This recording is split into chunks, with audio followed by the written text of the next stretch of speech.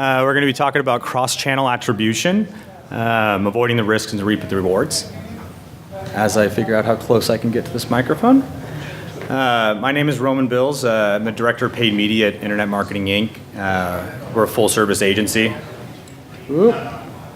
And we work in all channels. A lot of our clients are XDR-heavy advertisers that have now moved into the digital space, and making everything work has required quite a bit of heavy-duty attribution, modeling, and tools. So I'll kind of walk you guys through the evolution of that as it goes kind of through our lens, a little bit more digital first.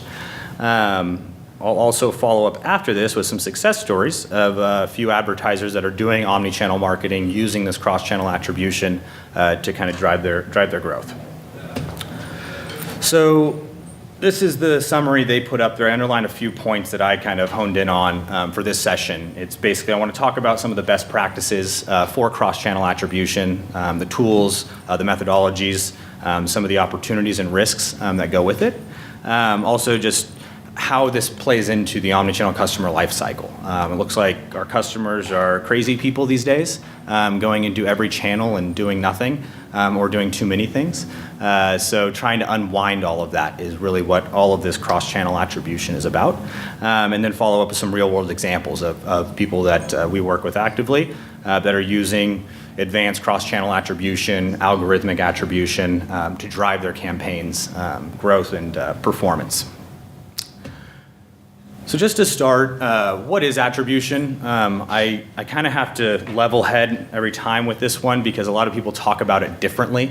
It's not media mix modeling. It's not advanced analytics.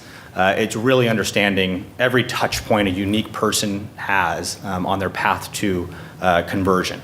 So it's half science, half art, getting it done.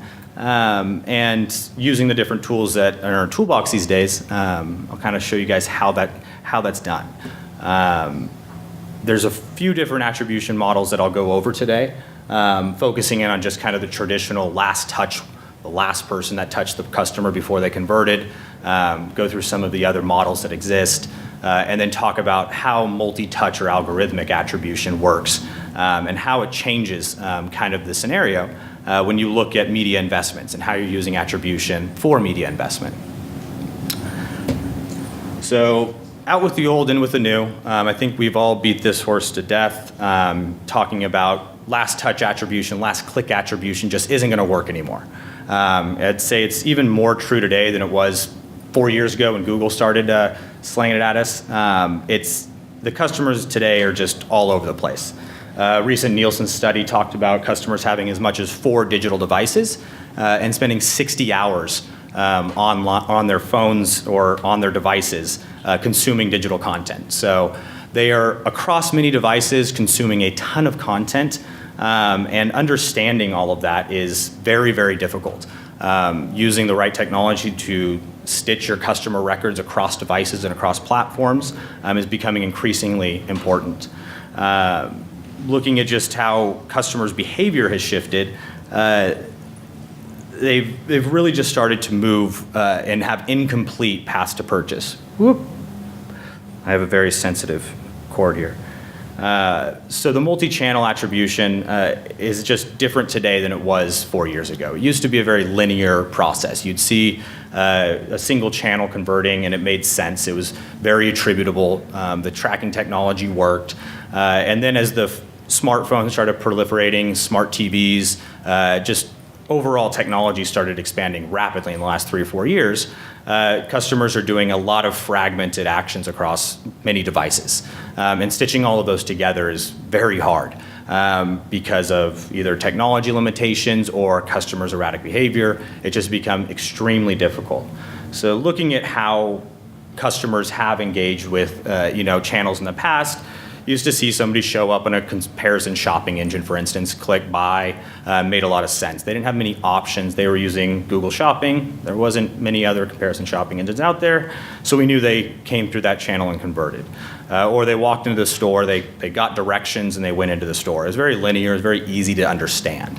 As we moved into some more chaotic omni-channel world, we're seeing customers make many actions on their way into the store. or into your website, whatever that point of sale or point of conversion is. A common conversion path you'll see a customer take will be see a TV ad, do a quick Google search for it, maybe go out and read some consumer reviews, see something on social, whether that's ads or not. Maybe it's just a friend likes it, and then they end up buying in the store. All of these online digital touch points were completely kind of disregarded, and we assume that the customer walked in the front door of that store and made the transaction. They don't even take into consideration all of these touch points on the way in, which are very, very influential. The more you look at omni-channel marketing and cross-channel attribution, you start seeing just how many touch points are involved in a consumer's path to conversion. And that's really where the power lies in cross-channel attribution, is understanding that each touch point does have an influence on the customer on their way to make their conversion. Ooh, it's up there. So one of the opportunities and even risks in using more of the advanced cross-channel attributions today is over undercrediting or even properly valuing any given marketing channel. A lot of times you'll read one platform or one tool or one report and it's saying X, you read the other two reports says Y, and they contradict each other, and you're now stuck in the middle trying to make a decision of, do I move money from display advertising to paid search or from paid search to retargeting? It's very difficult to make those decisions without having good data.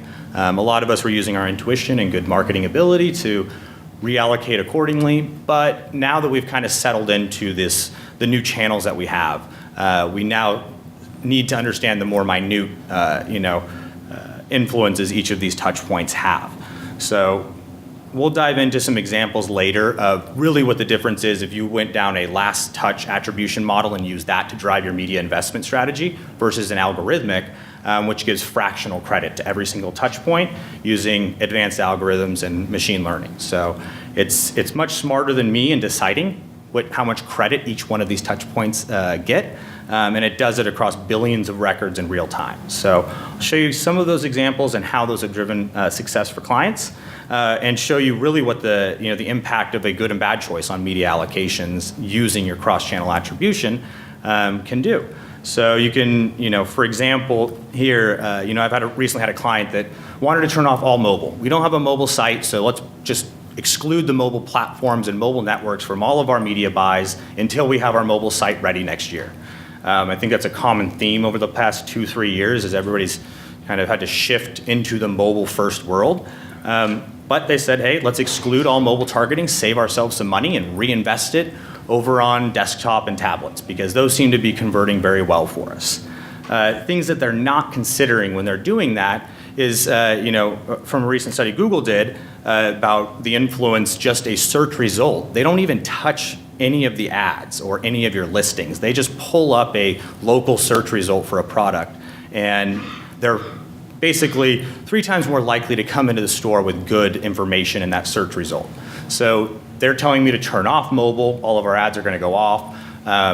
Customers are now going to get their organic rankings, organic search results, not the paid, which had very clear, concise call to actions, as well as details about the product offering that we have in market. Sometimes it's geo-specific, sometimes it's not.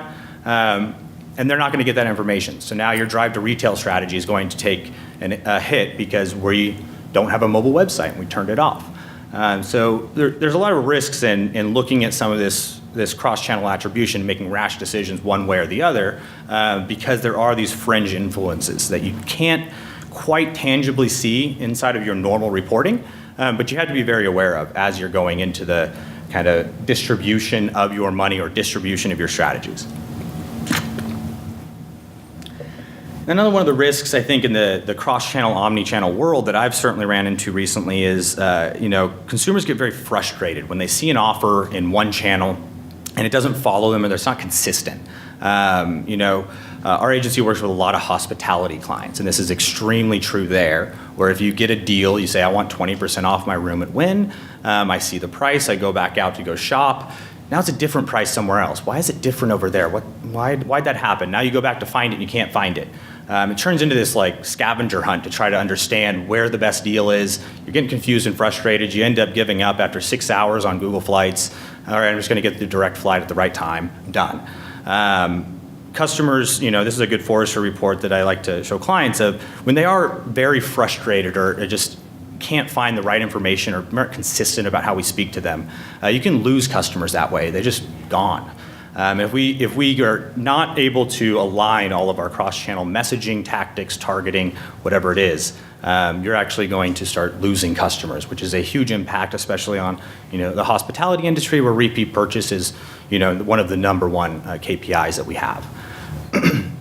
And then speaking to that, I think going into more of how to decide which channels we're going to invest in, you have to understand them from the macro level, which I think this room has plenty of experience across all of these channels, but just this is basically a performance index moving bottom to top, TV being the, I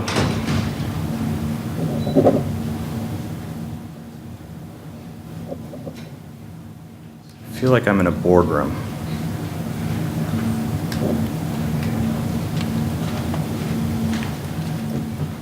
Anyways, I can continue talking.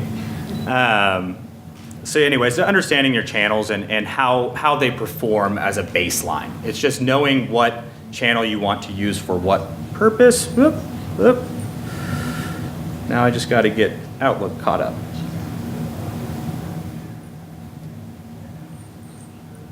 Hey, I'll be very delicate. I don't know what happened. So just understanding the general effectiveness of each of these channels and how they play into your overall mix. Obviously, we have to invest in TV for its scale and reach to hit our target demographic and drive behavior. So you're going to be looking at those channels and allocating them for that purpose. And then as you move down through all of these steps, you're going to get down to the bottom, affiliate marketing, email marketing, retargeting, display advertising, things like that have very, very high efficiencies and low scale. So I always get the question, why can't I spend more on paid search? Well, we've already maxed it out. I have to go now start provoking behavior, making people search for us, and that requires a different set of tactics. So I always move from the bottom up. We have to have a great email program. We have to have paid search. We have to have our display retargeting. Build it up, and then we figure out how much is left over for driving or provoking behavior out of our target audience. And that's what I would use more of the display through TV tactics to make those things happen. And then when you start layering all these things on top of each other, it starts, you kind of have a tendency, I'd say, at this stage of the omni-channel world to go back to our old tendencies. We want to talk about ROAS, ROI, MER, overall reach, brand recall, and they're all a little bit, soft KPIs. They're not quite as tangible as once you start looking at a multi-touch, full closed loop attribution model. They're speaking to each one of their kind of silos individually, not as the macro.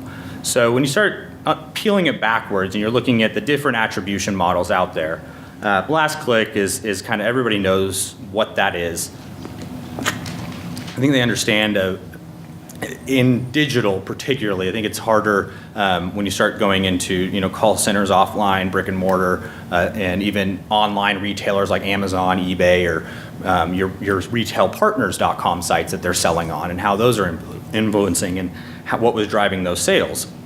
But now as you start looking at just from a basic, I think, comparison of current attribution models versus what we're trying to get to, we're starting to break into the world where we're looking at the linear attribution. Hey, let's just do any touch attribution or linear. You divide the $100 order 4 ways. Each one of the people get a quarter of the order. And it's a very flat, dull attribution. In my opinion, the linear one, the time decay is more interesting because the last touch we do know is the most influential. The second to last is relatively less. And then it kind of declines from there. The thing that a lot of people I don't think quite understand when they initially look at cross-channel attribution and the data sets that they have is the fact that over 90% of all touch points are ignored when you're looking at the last touch attribution. which is a huge, huge number. And it's something I think marketers in general have intuitively known over the years, but have not actively done much about because it's been working. Now we're starting to get to a stage of the cost of media, the conversion rates, just the competitiveness of the market. You have to look at those touch points if you want to squeeze more blood from the rock, if you will. So as I've developed our attribution at our agency and started to layer it onto a lot of our media buys that didn't have the tracking before, there's a whole treasure trove of insights that you're going to see there. Something also I don't think people are looking at properly is the pre-click, post-click world and understanding your data sets. When you're looking at just Google Analytics, it's all post-click. This person had to be to the website before in order for this modeling tool to actually work. So that's meaning it's disregarding the organic search, that it's disregarding the banner ads that they saw, the TV ads they saw, the social posts that their friend shared. It's completely ignoring them. It's just, it doesn't have the ability to see them because of the way Google Analytics and the technology is built. It's all about a session, a page view, loading, getting a cookie or a user record. Google's been doing a lot of work lately to move to user ID and user level records, within the Google sphere. You'll see that on the Facebook Atlas buying platform. That used to be the Microsoft Attribution platform. They're using the user level record, which is the cookieless tracking, device fingerprinting, IP mapping, behavioral modeling, things like that to stitch together these sessions that cookies aren't present for. So there's a few things you can do in Google Analytics to bring in some of the pre-click, but generally speaking, it is all post-click attribution, which is also a very small lens if you have a large media plan that you're managing. So looking at just a quick comparison of what, say, a double-click ad server would say the latency is on a conversion from the first touch point to conversion. Google Analytics assumes that everybody's converting first time they came to the website. Who knew it? You guys have great websites. Everybody's converting in the first visit. It doesn't take much time, and they don't ever come back. Then you start adding in display impressions, and that's through digital radio or retargeting banners or programmatic display banners, whatever that is. And then you start seeing the time lag, the amount of touch points it takes for any given user to convert, starts kind of changing drastically. You start seeing over 30% of the overall conversions take 30 days to happen, not one day. We had to show them, programmatic banners that just introduce the brand, hit them on Pandora radio, show them a YouTube video, and stitch all of those things together to get them to come to the website. So it's starting to get there, but DoubleClick again is a siloed platform. It is designed for display advertising, rich media advertising, and it's looking at just those. It doesn't look at your paid search, your organic search, your referral traffic from all that great content that you had sourced with your PR team, whatever it is. It's just ignoring it. It assumes that all conversions came from advertising. Being the director of paid media, I like that idea. All of my advertising drove all of the action. The problem is usually the sum of your ad server is sometimes higher than your actual sales. And it's because you're counting many, many touch points that don't directly align to a single transaction. So you want to make sure when you're looking at Google Analytics data, you understand it's post-click. It's ignoring the view-based touch points in a consumer's path to purchase. And then when you're looking at your ad server or even some of your display buying tools that have view through credit, if you don't have a full DoubleClick ad server or any other one of the majors, you can look at just your AdWords account and there's the view through conversion credits there. You can look in any one of your display partners will have those as well, because somebody saw the banner, came through and converted. But it doesn't have a whole lot of details behind it, nor is it a holistic view. And that's why I think it's, now is more important than ever to shift to the multi-touch attribution, which takes fractional credit of every single order and assigns it backwards against every touch point that customer had on their path to conversion. So nice, pretty and confusing. Customers just go all over the place. I preface this with that a customer can go to 25 different touch points before ever making a real meaningful action or touch point to show that they have purchase intent. And aggregating all of that data and weighting it, running the regression model, running the machine learning and algorithms against that stuff to say, you know what, of our customer base, most customers, if they had a paid search click in it, were much more likely to convert. So I'm going to give a higher percentage of credit to our paid search efforts, or I'm going to give a higher percentage to whatever channel or media touch point drove the most action, which starts getting very complex and a little black box. And I always like to just remind it's really just a fancy regression model. Look at any given converter. Look at all of the touch points that are assigned to that user record, and how frequently are those touch points involved in a conversion or involved with a person that made it to the end of the tunnel. And then you start kind of unraveling. This is a screen grab from our attribution tool of choice, Convertro. It's one of the leading ones out there, and you can plug in just about everything under the sun. I like it quite a bit because you can get very, very detailed granular data out of it. So all the timestamps that you'd want against any touch point that it knew about. That's where you see this customer record, for instance, VCS8 or whoever they are. They had a $123 transaction, and they had many touch points leading up to that. Source 1, 2, and 3. They're a little cryptic the way we pass our information over. Those are partners and creative ID numbers. So they came in they got a display impression through this media vendor, and it was this creative on their way to conversion. And these are the timestamps associated with it and the weighting for the contribution to that conversion. So it's actually distributing $1.53, $2.04, $4.98 of that 123 across each one of those given touch points.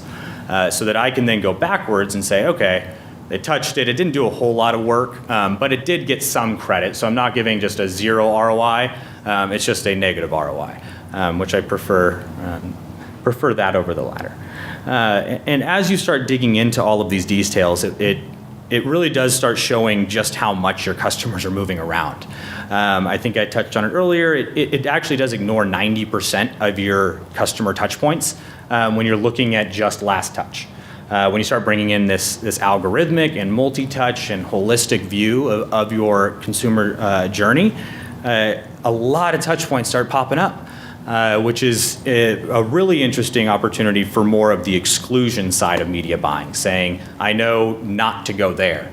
I think you can save almost a third of your media dollars by just intelligently excluding sites, networks, partners, devices, geographic regions, whatever it is, by pouring through this data or having your data scientists or whoever you people have to work on it.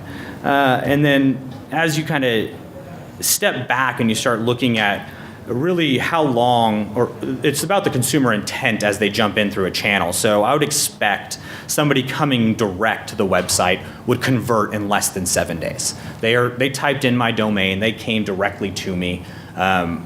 They want our information, they want our product, they're gonna convert on the same day. And then you start kind of going through the different channels. You start looking at display, for instance, or remarketing, shopping engine channels. I think referral traffic is interesting because it's typically where content marketing shows up. That's like the very tip of the sword, the very first exposure they had, and then it takes them, up to 90 days to start coming into the website and convert. A very different perspective you have when you start expanding, what it is you're judging in touch points. So I think it's very interesting in this one. If this one's for a major healthcare client, looking at how to get actions many months ahead. So a lot of people will make harsh reactions and turn off one tactic or the other, not realizing it's going to, influence future forecasts. So I can now bring this to that CFO and say, you guys, if you turn off this display prospecting programmatic or your digital video or your digital radio, whatever it is, because it has a very low ROI on the face value, it's going to impact our future sales quite a bit. And so we actually have modeling tools that do that what if. scenario. It's using attribution data, which is very granular touch points, to do your media mix modeling. It's not doing controlled experiments to understand your media mix influences. It's not turn on, turn off.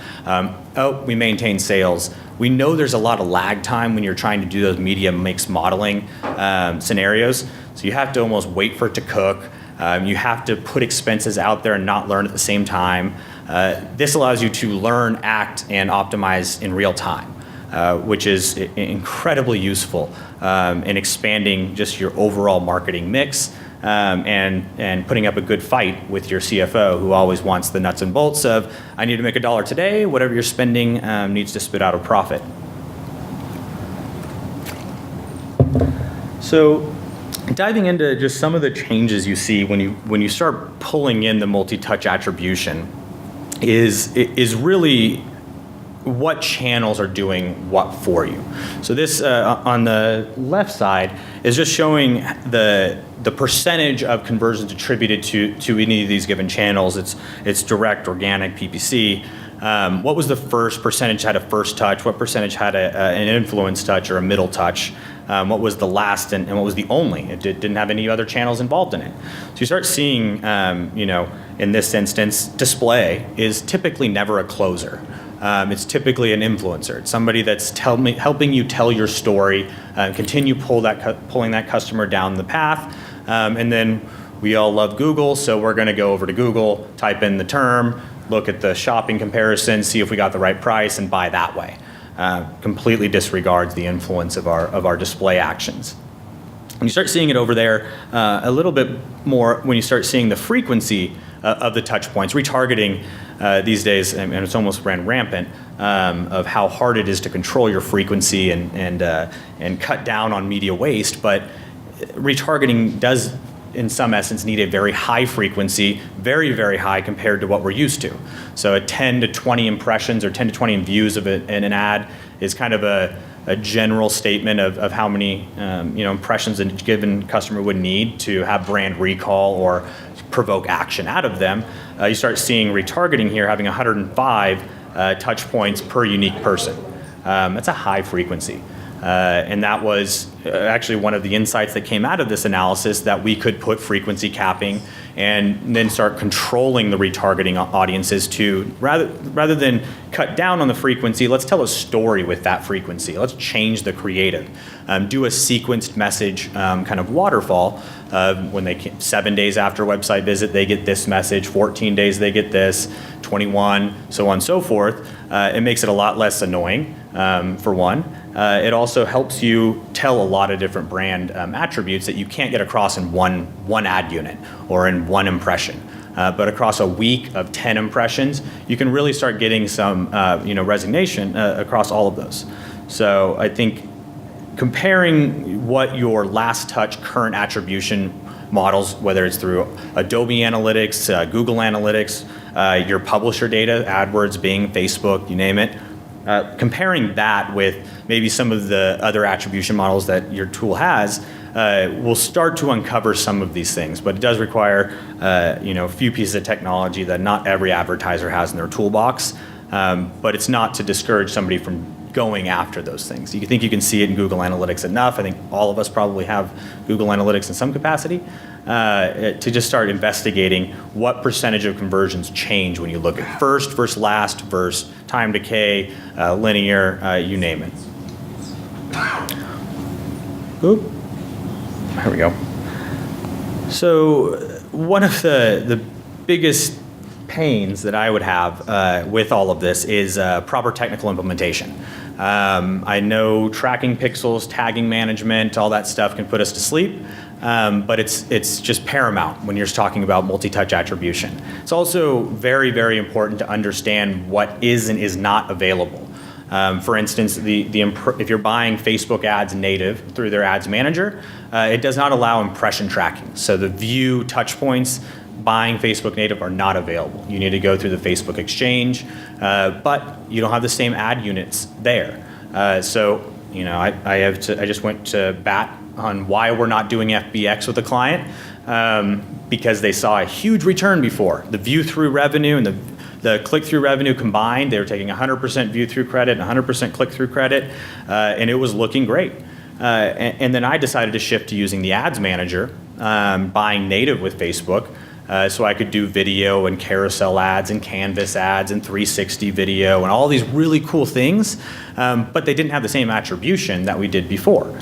So they quickly hit the CMO's desk and said, turn them off. They're not driving any action. I said, hold on, we have to go look at this and understand that it's not included in our current attribution tool. YouTube is another great example of this, that it's very difficult to get your third-party impression or view tracker appended to your YouTube buy. You have to go through Google and hand them the code, they implement it, and then you start getting some information beaconing back to your ad server. But they've cut the inventory on YouTube down drastically from the exchanges, so you're almost required to buy direct or through DoubleClick Bid Manager or AdWords. So getting the attribution right and understanding how the technology is working, as well as making sure you QA everything. I can't tell you how many times people have placed a conversion pixel on the landing page. No, not every visit's a conversion. We did not sell 1,000 orders last week. Somebody placed it wrong, and now I have to go back into our data warehouse and scrub all this information out and make sure historicals are accurate. That is a very, very common thread when you're dealing with advanced analytics and attribution. If you so much as change a creative in your ad server or change a partner and the ID numbers change in your tool, it resets the algorithm, resets the regression model. So you have to have some level of understanding from a technical perspective of what is even possible, the Facebook and YouTube example, as well as what information is being captured and brought in, and then do the comparisons. A big thing that I see a lot of clients do is they almost trust us too much with our advanced attribution and our data warehouse, and they take our reports for face value and they start looking at the numbers and it's not adding up. Wait a second, how did our average order value cut in half last week? That's not right.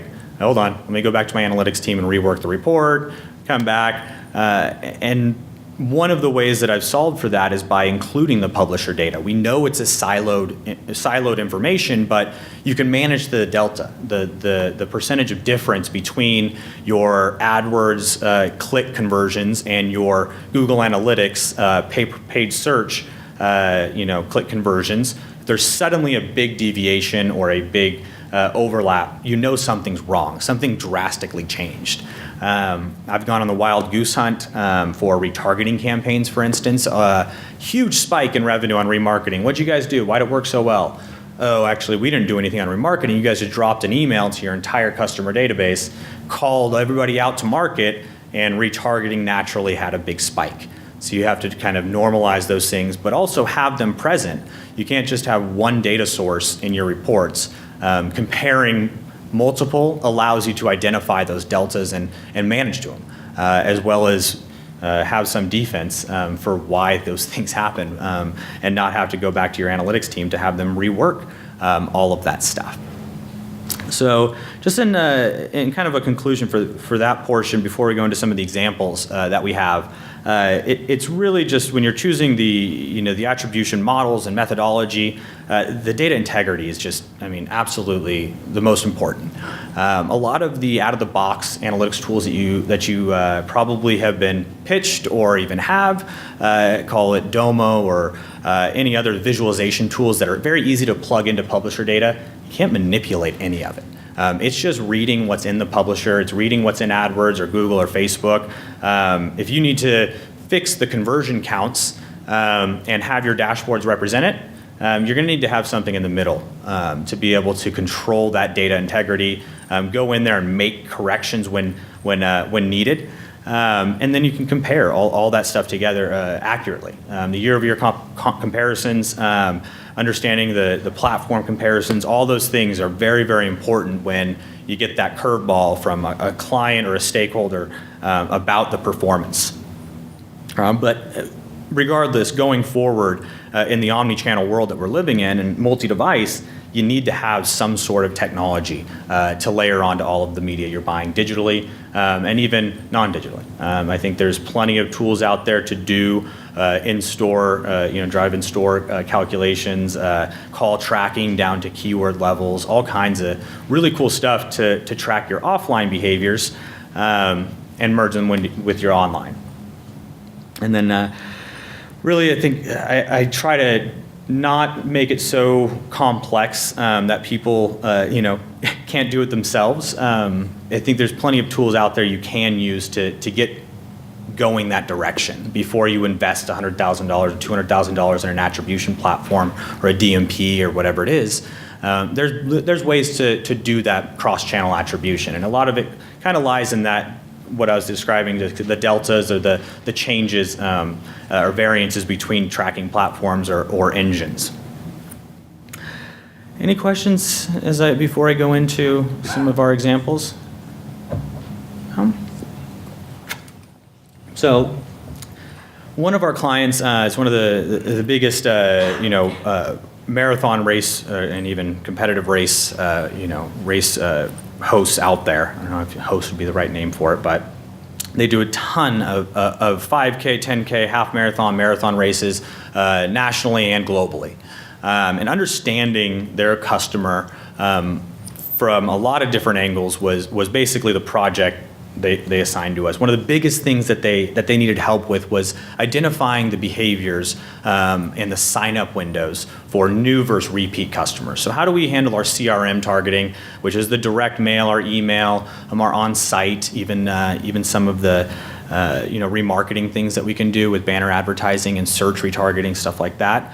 How do we influence those two different audiences, the new and the repeat, differently? Well, it's not present when you sign up for a race if you're a new or not, let alone does it feed back into my advanced algorithmic attribution modeling tool to tell me that customer and all of their touch points was new. So understanding the profile of a new race runner versus a repeat is what we kind of dug into. And as we dug into that, we started to see a very, very different behavior pattern for repeat racers versus new racers. We were seeing that almost 25% of the people that went to the race signed up again, did it a year ahead of time. They actually finished running and basically went over to the booth and signed up for their next race. So we knew where we needed to target those customers and when we needed to not be in market. So I think there's a lot of opportunity for saving and reallocating money away from bad tactics and into good tactics. We basically use this exactly to determine our budget flighting for over 100 races. So we took this kind of latency analysis and said, okay, we know now how we want to do the media mixes for driving repeat purchases and driving new purchases. And that actually drove a massive increase year over year. This was actually 2015 to 16 that we really started implementing this window, this kind of to when we're going to spend our money. Being out of market for 4 or 5 months, this whole period here was just not in the book before. They wanted us to maintain a steady level of presence immediately after the race because they thought people were very excited about it and we were going to go get new people. Well, that's not the case. What really we found is that the repeat racers came back, told a friend or dragged somebody into that 5K with them. I know I've been a victim where they kind of convinced me very last minute, hey, join me and come in. So now that's where that tactic was employed. We now are doing the refer a friend advertising from the 8 to 4 week window prior to race. And immediately before we do a 3-day push for just right when it happens. Because if you normalize this across days, which probably make you guys go cross-eyed, there's actually a very interesting spike the week prior to a race that last minute signups happen that we actually flighted our media around using all of this. We were also able to merge all of that with our channel level attribution, which brought in direct traffic, organic traffic, non-brand, brand paid search, email displayed, and retargeting. All of these different channels that in any traditional cross-channel attribution tool would not be brought together. You would either have your media section, and you'd go look at the touch points that media had, or you'd look at Google Analytics post-click and say it's a direct customer or a referral customer. Bringing them together allows us to really see, a lot of people come paid search and then they come direct. So we're able to unwind that with the algorithmic and then do different revenue distributions based on, if it is a new customer versus a repeat customer. It drove, I believe it was a 38% increase in race registrations year over year by adjusting our flighting. So it was a huge number and incredibly powerful for them to expand and work into other races, moving backwards from a marathon into a 5K. Different customer profiles, different people will sign up for it at different time intervals, all of the above. Another great example was really digital just stepping into the spotlight in 2016 and even late Q4 of 15. Traditionally, they were a DR advertiser. They did long form TV, short form bursts. Their call center was where all the sales came in.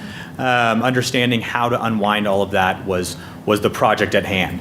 And you see here just on the macro, the spend levels jumping from under 10% to over 20% digital investment year over year with a relatively small increase in overall budget. So it's really moving a sizable amount of money from traditional channels, TV, radio, print, over to the digital. And doing that in a little bit of a leap of faith because it was during the implementation of this advanced attribution tool. We knew as the agency what worked, what needed to be in the mix, so we brought it in, and obviously the finances didn't pan out right out of the gate because we were using Google Analytics to judge everything. So digital didn't look that great. Then you start zooming out and you start looking at the different attribution models and how they were behaving. And this is where you can go cross-eyed, where I actually showed them. There's a lot of different sources of truth. There's a lot of different ways to look at this conversion data. What you're looking at up here is the left column is your channels. Top is the attribution model, as well as a tight label on what platform that model came from. And then you start seeing some hot spots of how it varies. So one thing that I like to point out is the display line item, which is, I kind of think, the most obvious. You see the first interaction from Google Analytics thinks display is doing nothing. It brought 1,200 orders year to date, not a lot of numbers. You look at last touch, display isn't really doing a whole lot. It's 3,000 to 5,000. Then you go into an algorithmic attribution, and it actually triples the credit given to display advertising versus the other models. So this just kind of gives them an idea that there's a lot of different ways to slice up the pie, whether you want to be going out there and prospecting heavy, going first touch, whether you want to be focused on hardcore ROI and that's last touch. You got to find somewhere in the middle, whether that's algorithmic, even distribution or time decay, whatever those are. You need to start looking at those because they're a more holistic approach to attribution. So just to trim that was a lot to look at, down into just two of those, the traditional last click and the more advanced algorithmic that we would get out of our Convertro tool.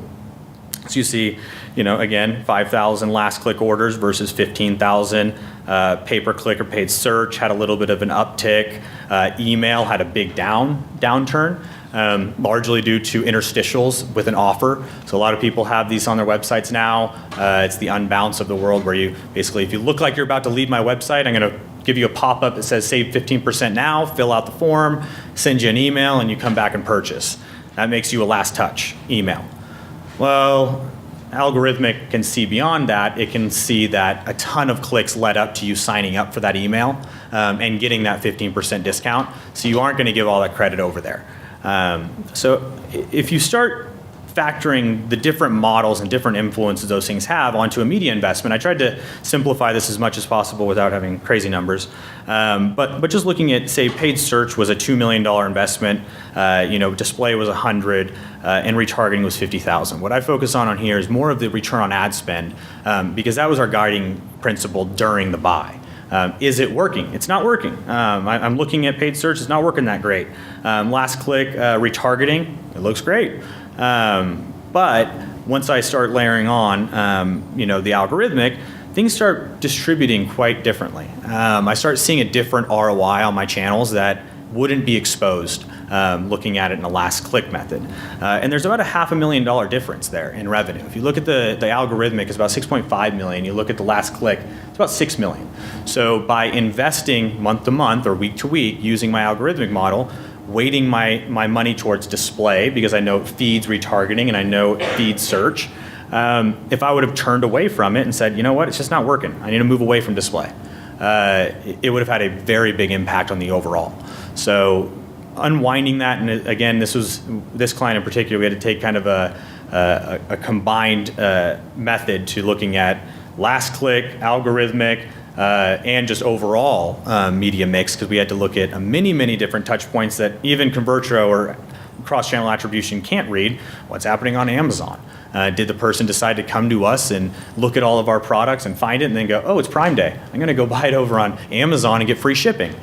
Well, now I think everything I did was for nothing, which is obviously very frustrating, but also part of the magic of omni-channel marketing, that there are a lot of options. It's just you have to look at a lot of data. So with all of that, just a few closing key takeaways. Last touch just isn't going to work anymore. It has to be some level of sophistication past last touch. You can't have a single point. There's many touch points, many devices that lead to a conversion for any given customer. For multi-channel attribution to work, it has to be implemented properly. You have to have all your URLs tagged properly. You have to maintain a consistent tagging structure. You have to, factor in a lot of different technical sides of things that you want, your analytics team or even your web development team looking at. And then obviously attribute modeling, I try not to make it all doom and gloom, and I say it's a process that we all learn and we evolve as we kind of have these aha moments. But I always like to say we're less wrong every day. We're learning, ongoing, and adjusting as we go. And then I think the last statement, I have a lot of confusion. I think people think that attribution and media mix modeling are the same. They're just not. Media mix modeling uses control tests to say this happens, this didn't happen, this influenced this channel or it did not, where attribution really does factor in every single touch point. And then you can do media mix modeling using your attribution data. It's a different way of looking at it, but I think it's a very good distinction to make because it's not the same. A lot of people spend a lot of money on media mix modeling and not on attribution, and it drives me crazy. So, so with that, questions? Anybody? Yeah? Too many? Who here actually does use, multi-touch attribution platforms such as Convertro? So not many. So I think it's using your tools is obviously the first step, looking at what you can get out of your analytics platform for web analytics or call tracking.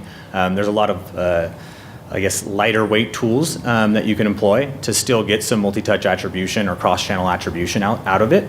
But obviously I'm a fan of the heavy duty, lots of data, down to the minute, and doing all that creepy cross-device following you stuff.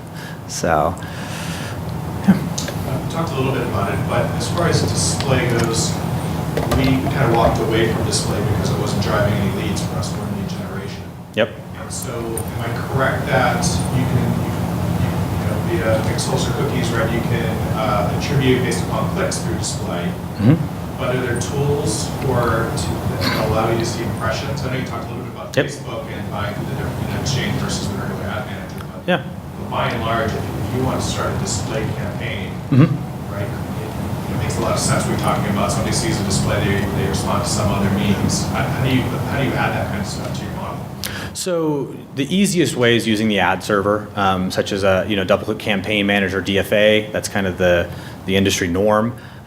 You will basically, they render the banner ad, and it knows when it renders so that they can tell you about it. And then if the person that saw that ends up at the end of the tunnel, they can connect the dots.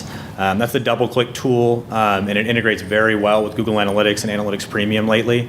It's actually slowly starting to get pulled together, especially with Analytics 360. But yeah, I think depending on how you buy your display banners, I think a lot of lead gen folks are very post-click.